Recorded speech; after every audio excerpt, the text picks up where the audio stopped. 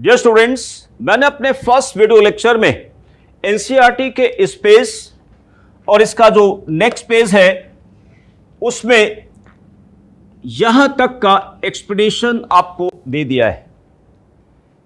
इन लगभग 1.5 पेजेस का जो कंटेंट ये था कि D and F block element कौन से होते हैं, इनकी पीरियोडिक टेबल में पोजीशन कहां होती है और डी ब्लॉक के कौन कौन से मेटल्स को हम ट्रांजिशन मेटल कह सकते हैं।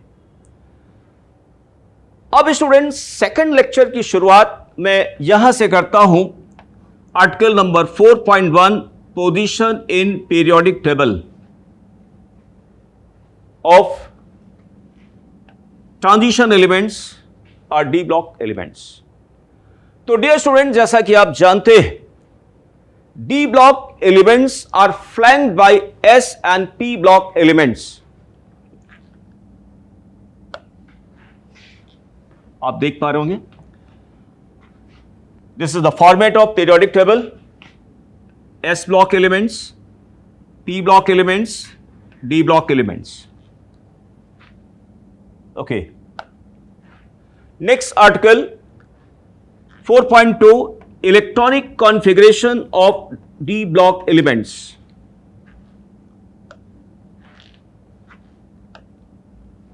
Okay student, the general electronic configuration of outer orbitals of D block elements is n-1 d 1 to 10 ns 1 to 2। n का मतलब हो गया आउटर मोस्ट शेल, n-1 का मतलब हो गया पेनल्टीमेट शेल, यानी लास्ट बट वन। तो डियर स्टूडेंट्स, इस जनरल इलेक्ट्रॉनिक कॉन्फ़िगरेशन को देख के यह हम कह सकते हैं कि डी ब्लॉक में जितने भी मेटल्स हैं सभी के आउटर मोस्ट सेल के एस ऑर्बिटल में एक इलेक्ट्रॉन जरूर होगा। लेकिन डियर स्टूडेंट्स, इस स्टेटमेंट का एक एक्सेप्शन है, palladium.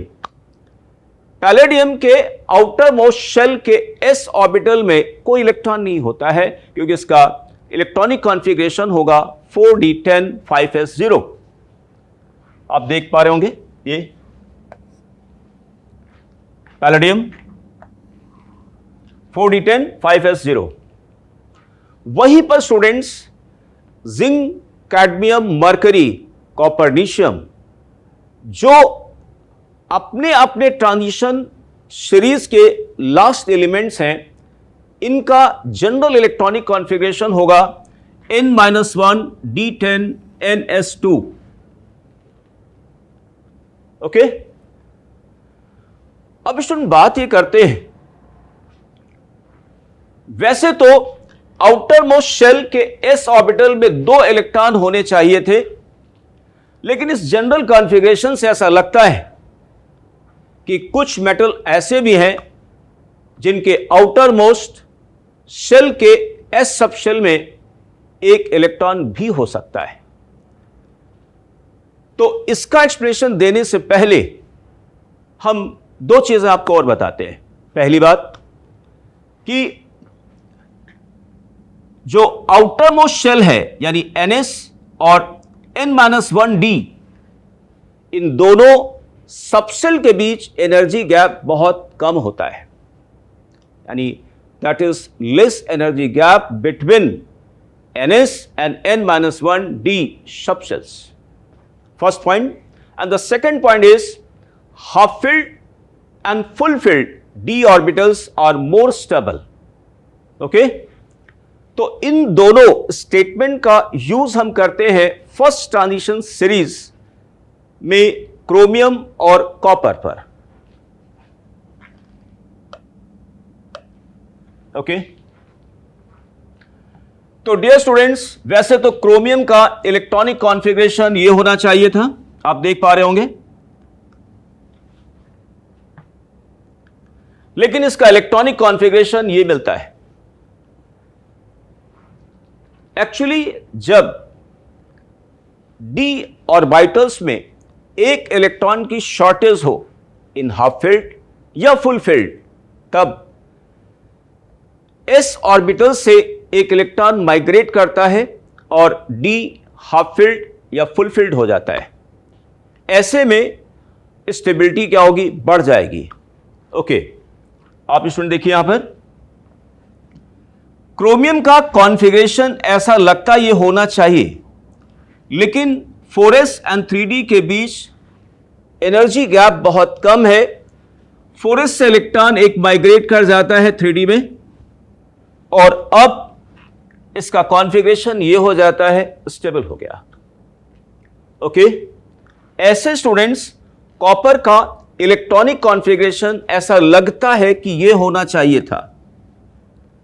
There is a short of 1 electron in complete field, तो इलेक्ट्रॉन यहां से माइग्रेट हुआ और अब हो गया 3d10 4s1। ओके स्टूडेंट, इसके पीछे एक और अच्छा सा रीजन है और वो है एक्सचेंज एनर्जी में इंक्रीमेंट होना। अब बात उठती है कि एक्सचेंज एनर्जी क्या होती है।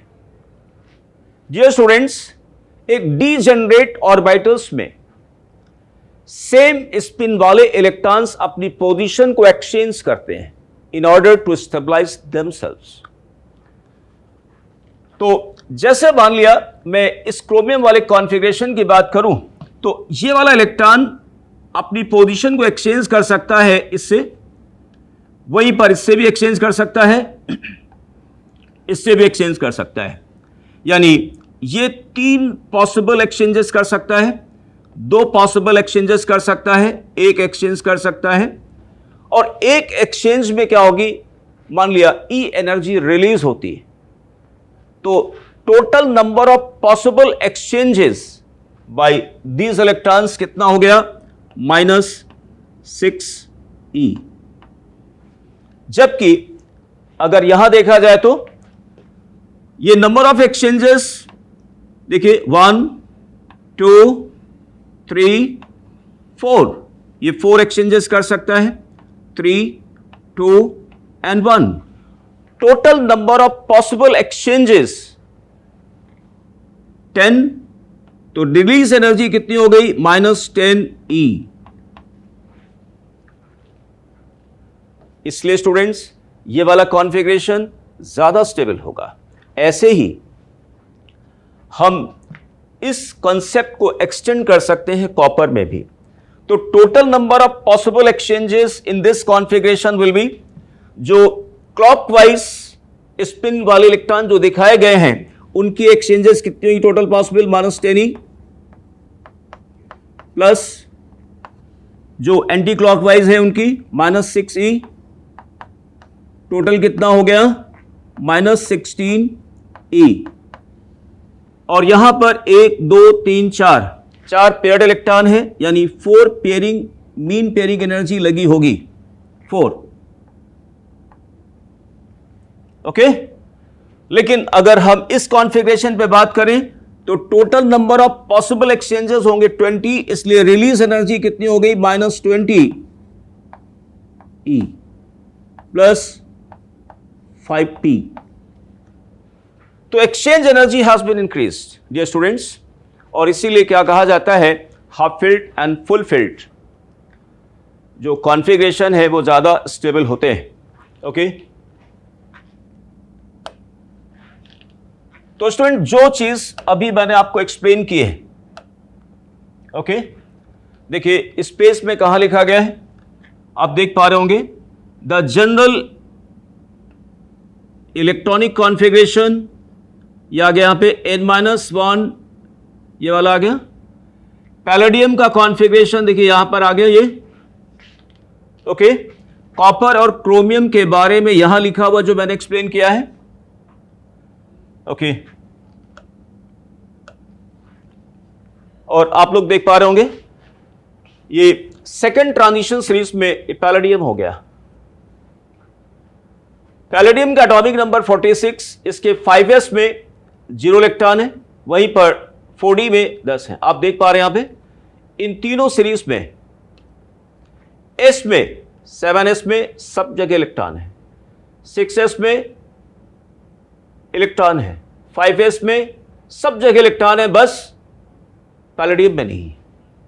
ओके, एक और बात आपको बताई थी कि जिंक, कैडमियम, मरकरी का केस जो मैंने लिया वो यहां पे लिखा गया है। Okay, and one more thing student, D orbitals का शेप थोड़ा बड़ा होता है। तो D orbitals basically protrude at the periphery of the atom, मतलब एटम के पेरिफेरी पर ऐसे निकले होते हैं। हेंस ये ऑर्बिटल्स सराउंडिंग वाले एटम्स और मॉलिक्यूल के इजीली इन्फ्लुएंस में आ जाते हैं, और इसीलिए डी ब्लॉक के जो मेटल कैटायंस हैं या मेटल एटम हैं, इनकी कॉम्प्लेक्स फॉर्मेशन टेंडेंसी बेटर होती है, कैटालिटिक एक्टिविटी बेटर होती है, इसके साथ ही साथ वेरिएबल ऑक्सीडेशन स्टेट शो करते हैं। ये पॉइंट आप देख पा रहे हैं, D orbitals of the transition element protrude to the periphery of an atom, इस बात को यहां पे लिखा गया है स्टूडेंट्स।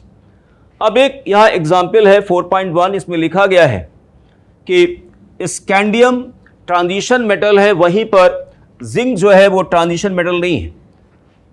तो डियर स्टूडेंट, स्कैंडियम के ग्राउंड स्टेट में पार्शियली फिल्ड डी सबशेल है, वहीं पर जिंक के ग्राउंड स्टेट में इसका डी पूरी तरीके से भरा हुआ है, और जब जिंक केटायन बनाएगा या जिंक डाई पॉजिटिव केटायन बनाएगा तो भी इसका डी क्या है, भरा हुआ है। इसलिए जिंक ट्रांजिशन मेटल नहीं है, डी ब्लॉक मेटल तो है लेकिन ट्रांजिशन मेटल नहीं है। ओके, नेक्स्ट एक इंटेक्स क्वेश्चन दिया हुआ है 4.1, इसमें लिखा गया है सिल्वर एक ट्रांजिशन मेटल है, जबकि ग्राउंड स्टेट में इसका 4D कंप्लीटली फिल्ड है। स्टूडेंट, सिल्वर दो ऑक्सीडेशन स्टेट शो करता है, +1 एंड +3। तो सिल्वर जब +3 ऑक्सीडेशन स्टेट में आएगा तो इसका इलेक्ट्रॉनिक कॉन्फ़िगरेशन आएगा 4D8, और ऐसे में क्या हो गया, इसका पार्शियली फिल्ड डी सबशेल हो गया, इसलिए ट्रांजिशन मेटल कहा जाएगा। ओके, अब स्टूडेंट हम लोग आते हैं 4.3 आर्टिकल नंबर पे, इसमें लिखा हुआ है general properties of the transition elements. Okay, इनमें सबसे पहले बात करेंगे physical properties. Students, D block के जो मेटल्स हैं, they all exhibit typical metallic characteristics. इनमें जो मेन क्या है, मेटालिक लस्टर। सभी मेटल का अपना अपना अपीयरेंस होता है, लस्ट्रस अपीयरेंस अपना स्पेसिफिक होता है। देखिए, गोल्ड का अपीयरेंस अलग है, सिल्वर का अपीयरेंस अलग है, कॉपर का अपीयरेंस अलग है, जिंक का अपीयरेंस अलग है। तो lustrous appearance is due to the presence of free electron, जिनके ट्रांजिशन से ऐसा शेड आता है। इसके अलावा थर्मल एंड इलेक्ट्रिकल कंडक्टिविटी सभी मेटल शो करेंगे, लेकिन जैसे मैं बात करूं टेंसाइल स्ट्रेंथ भी एक मेटालिक प्रॉपर्टी है जो कि सभी मेटल हो सकता शो ना करें। जैसे मरकरी ले लीजिए, मरकरी लिक्विड स्टेट में है, टेंसाइल स्ट्रेंथ नहीं शो करेगा रूम टेम्परेचर पर। डक्टिलिटी एंड मालिबिलिटी, ये भी कैरेक्टरिस्टिक प्रॉपर्टी है मेटल की। तो मरकरी को छोड़कर बाकी जो दूसरे मेटल हैं वो क्या हो, डक्टिलिटी का मतलब मेटल को वायर में हम कन्वर्ट कर सकते हैं। मैलेबिलिटी का मतलब हम thin, very fine thin sheet में कन्वर्ट कर सकते हैं। आप देखिए ना, गोल्ड, सिल्वर, इनको आसानी से हम क्या कर सकते हैं, शीट में कन्वर्ट कर सकते हैं। तो ये कैरेक्टरिस्टिक प्रॉपर्टी हो गई, शो करते हैं। इसके अलावा स्टूडेंट्स, जिंक, कैडमियम, मरकरी और मैग्नीज को छोड़कर बाकी जितने दूसरे मेटल बचते हैं, they all have typical metallic lattice. Okay, इस बात को देखिए, यहां पे लिखा गया है स्टूडेंट्स, ये जो मैंने अभी बोला है वो यहां पे लिखा गया है। यहां पर आप देख पा रहे होंगे, with the exception of zinc, cadmium, mercury and manganese, they have one or more typical metallic structure at normal temperature. Dear student, इसके बाद जो नेक्स्ट स्टेंजा आता है ये डी ब्लॉक के मेल्टिंग पॉइंट्स पर है, एंथैल्पी ऑफ एटमाइजेशन पर है और एटॉमिक साइज पर है। These three properties are interlinked and therefore I will deal with these properties simultaneously in the next lecture. आज इस लेक्चर में जो भी मैंने पढ़ाया है इस पर बेस कोई भी क्वेश्चन 2017 से लेकर 2023 तक नहीं पूछा गया है। So this is all about this second lecture. Thank you, friends.